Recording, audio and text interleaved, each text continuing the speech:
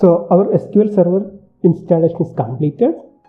Now let's see how we could install SQL Server Management Studio. So click on Install SQL Server Management Studio and download SQL Server Management Studio.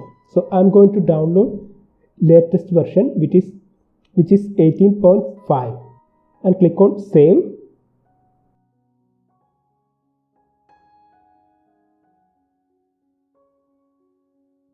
And click on Run.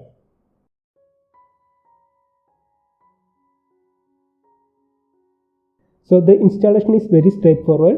Just select the location where you want to install and click on Install.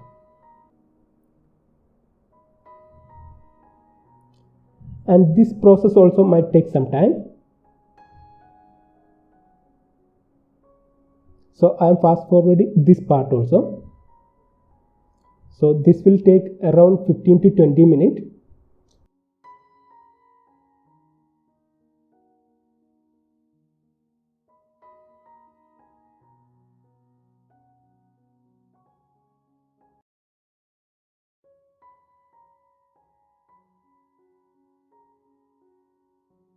So this process also will take some time.